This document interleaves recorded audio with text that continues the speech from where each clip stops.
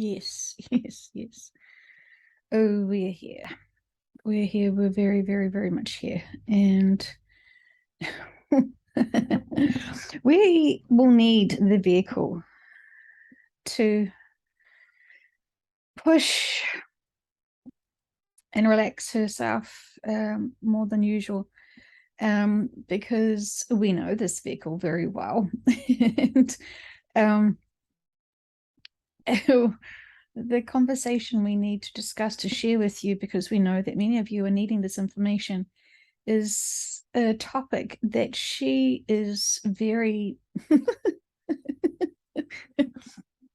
oh, she's already holding us back.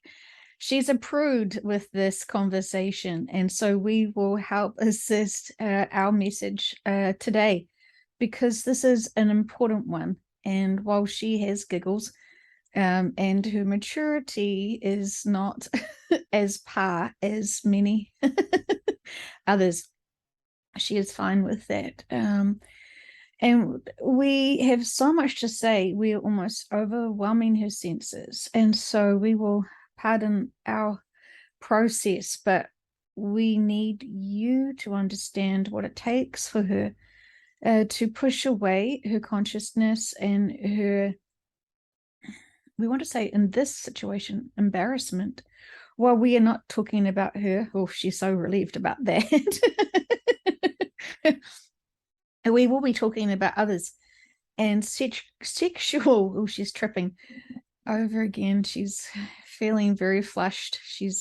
The body is reacting in a very flushed response. We're going to see where this is stemmed from.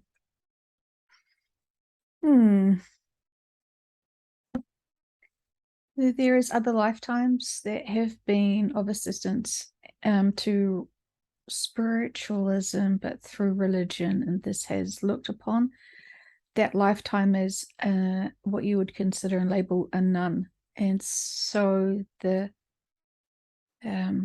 all vows are still working through the bodies, the souls.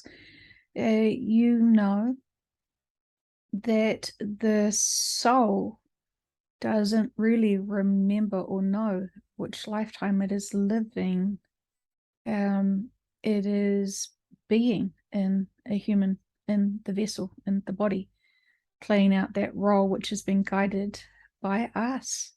And so this is why you can have so much interweaving connections between each other. And the life that she has a parallel life to is a nun, and we are saying in Nepal, and she is very much alive. And this is such a connection because the nun is meditating and connecting into her own teams at the same time. This is convoluted conversation right now. And so it's truly the reactions to the nun who has trained her mind to not think about sexual activities, because this is a materialism, it is a physical, and this is not what she has been giving her life of service to be. And so this is part of the giggles, and they have got such close connections.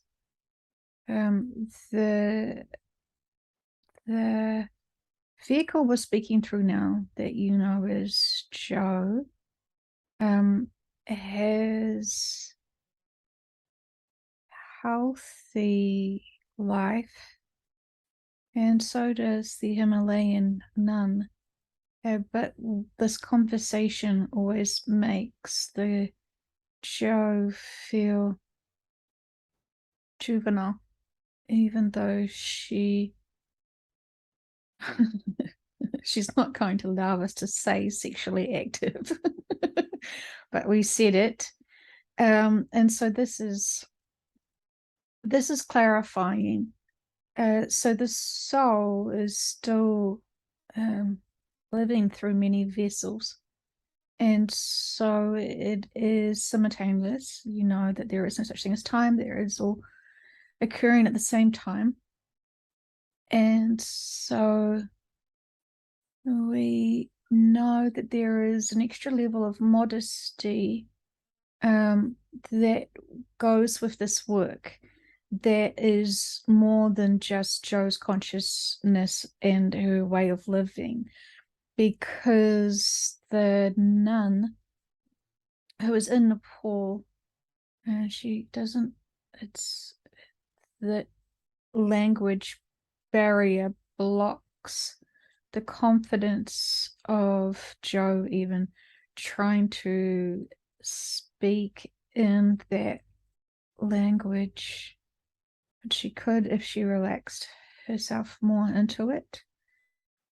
But this is a Jo issue, is the confidence of speaking without stuttering.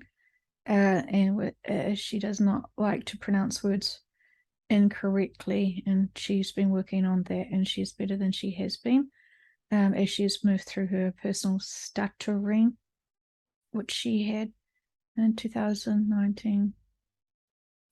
This seems very personal conversation, she is stating. But we were wanting to say the sole essence that wanted to come in is George Michael, because he still has an audience he believes that listens to his music, who feel deeply connected into his music, and he would like to speak to them now. And he is wanting to bring a conversation up about sexual guilt. And he is saying that the gay movement that he was very much a part of was a classic example of feeling guilty for loving whom one loves. And this is part of humanity's desired need for the souls to grow out of this judgment, out of this awkwardness. This is why our dimensional selves, this is also the Arcturians speaking, who are in the ninth dimension, looking at this conversation and saying, when you are embodying your full light versions, your crystalline light body versions, as we do, in a much less than physical we are much more less physical than you, even in your fifth dimensional experience. That is still got some density to it, but in the ninth, we are not anywhere near physical. It is like it is like the difference of the analogy that we would like to say is, in your human form, you are a block of ice. In your fifth dimension, you are running water. And in the ninth dimension, you are mist with a backdrop of light, so you can see rainbows. That is probably not the most appropriate or correct analogy, but you can tell the difference. You can sense the difference between frozen water versus running water versus mist, fine mist that has been captured by sunlight. It's still water, isn't it? It's still you. It's still us. It's still all. But it's different states of being, and the density of being on Earth is very much frozen in many ways. And so the more advanced a soul becomes, the less needing that it is physical, therefore less needing to have labels and roles as gender. And so this is very triggering for many to have sexual fluidity.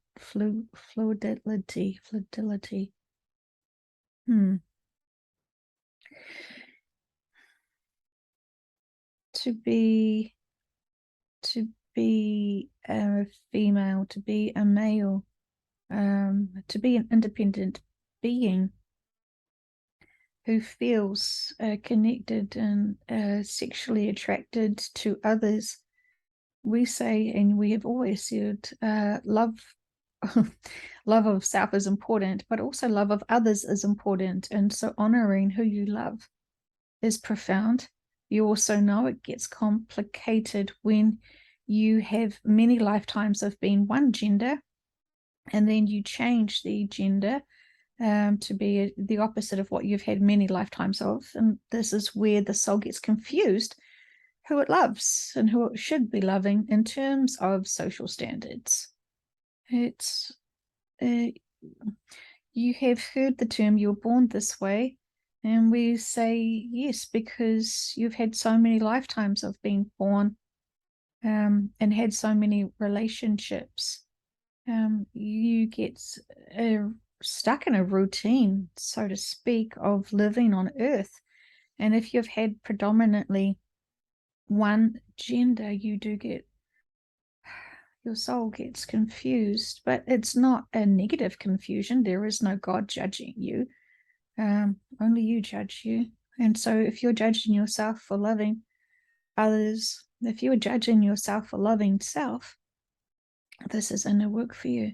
And you can take the statement, love yourself, as literal as you need. Sexual guilt is, any form of guilt is not something that is going to keep you high vibrational. You know the difference between abusive, aggressive rape versus consensual, loving, sensual connections. There is a vast difference. And so, again, it's about looking at your routines, about your behaviors, about your stereotypes, and seeing is this serving you, remembering that your collectives are evolving, your human lives are evolving, and those souls who haven't evolved past the third dimension yet and are about to, this is big concepts for them to be broader thinking in their fluid nature of gender, because as you know, when you are in your light bodies, you do not have gender. And so can you start maturing perspectives of what a crystalline body does and is? This is a hard concept for many, because for some of you, the thought of being another gender that is different from what you currently are feels very strange. And we're saying there is no genders. You could choose to have a more masculine energy, what you label as masculine energy. You could choose to have a feminine energy, what you label and identify as being a feminine energy, or you could be you, and however that makes you feel, whatever your joy is, whatever your expression of love is. We see that many systems have tried to control you through gender, and also who you love and who you should love. This is not advancing humanity, and you're here to help humanity. You're not here to judge humanity, and you're certainly not here to judge self. Of course, it's challenging when you don't know that you have a nun as a parallel life with a vow of chastity who does not engage in these conversations, let alone thinking about such things. And so this is the same for the vow of poverty. Your soul does not recognize what body it's in. It's living, and it needs all the experiences. And so this is why knowing thyself is important when you want to look at the other aspects. While there is no such thing as time, you're still very connected to those soul aspects that are still living lifetimes now in your current perception of now. You will know when they depart from your now timeline, because you will feel the shift, you will feel the absence, you will feel that missing limb that you did not realize was so close to you. You can feel them. You just haven't been separate from them.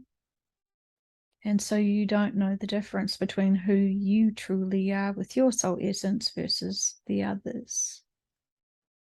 And so it gets convoluted because even in your perception of what date it is for you now may not be the same as their perception of what their date is, because there is no such thing as time.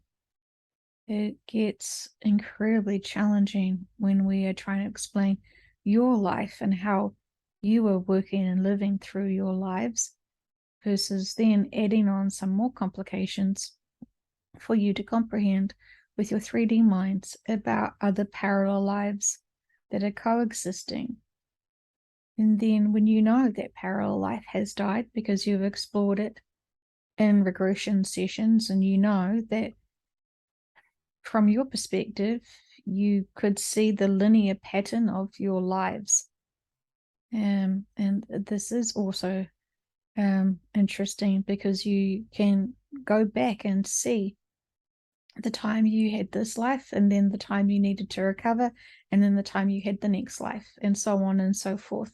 For you, it does seem like it is linear, and like that it is, because you have an experience, you want that to be the final one, and you realize it didn't get mastered the way you'd hoped because you'd used your free will and you'd collected extra traumas that you were not prepared for. And so you go back, you heal, you recover, you learn some new skill sets to then be able to have stronger, more connections to your teams, to then have another lifetime.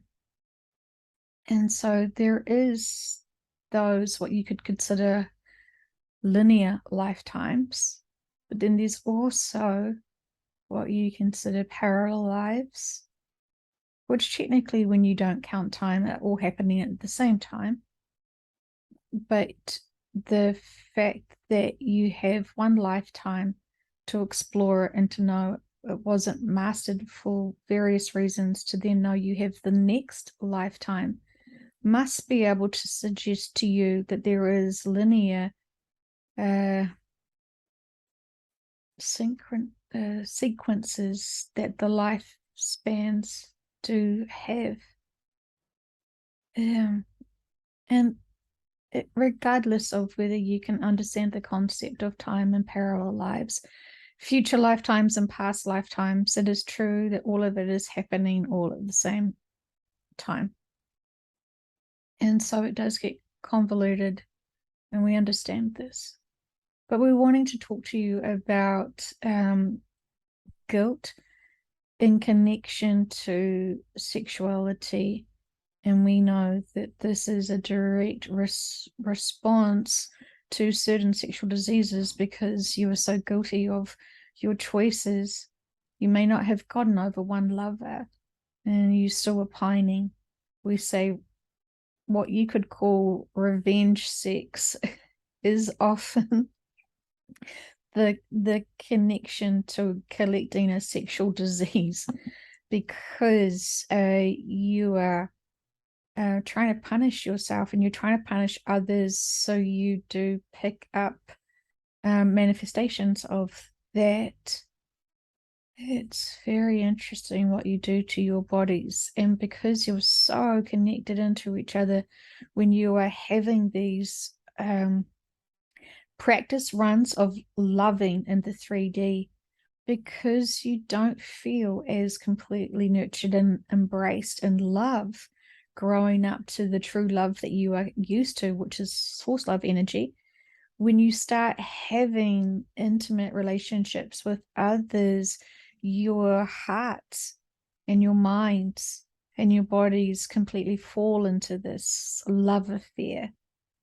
And it can be so intoxicating and so so intensive in focus that it consumes you. And this is typical for those who are seeking and needing the connections of a higher dimension of love, frequency, and of course, It seems common for teenagers to be still training how to love themselves and empower themselves. And it takes profound diligence to nurture through with empowerment of self being the teenager. There is so much extra pressure, but there's also so much extra connections. And the teenagers that are here on this planet now are very advanced. And unfortunately, advanced beings coming into such density, they struggle with being so frozen when they know that they're so fluid. And so it is very challenging for them to be confined in all which ways. And so they're teaching the older generations to be more open-minded, to realize that pure love is not evil or wicked or even dangerous. Mindsets are dangerous. Hidden agendas are dangerous. Controlled systems are dangerous. But pure love from heart to care for each other and nurture each other is empowering. And there should not be a confusion between the differences there.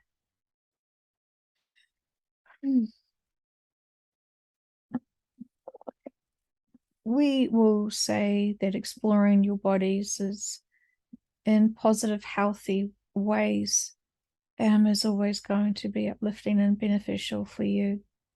And some of you have used your bodies to get attention that is not self-empowering. And so we're saying some of you want people to be distracted by your attitudes and mindsets and only focus on the things you put out to display. And this sounds very judgmental, but the way that people present their bodies is a very literal response to how comfortable they feel. If they're trying to distract you with adornments, even hair flipping, they're trying to distract you from what they're saying. Yeah, body language is a significant thing, but also it can easily be misread because, again, there is hidden control systems and not so hidden control systems that are trying to make you distracted from your own intuition. And when you are doubting your own intuition, you may find yourself being what you consider trained in body language, which is not true body language. And so this is keeping you misreading people and assuming that you know something because you believe blindly in some professional. And we're saying, unless you are that professional and unless you taught yourself, there is really no professionals in this world from our perspective, because you're all following Mr. Stupid. And we say that with love, but you really need to know yourself and put yourselves in the 3D ranking from our perspective of the 9th dimension. You can understand that the 3D way of living is a very basic, rudimentary one. And there is much to learn and explore. And they are very significant lives. We are not dismissing the significance of those lives.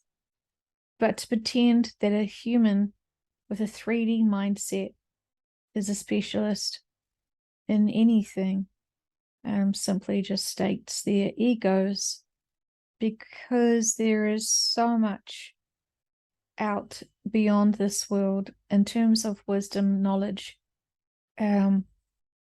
We are saying humans were never going to be respectful or capable of having any more advanced technologies because you are not friends with each other. You are still seeing differences. You're still seeing significances of different countries. You're still seeing differences in genders. You're still overcoming these basic social injustices that you have taken as your natural norms.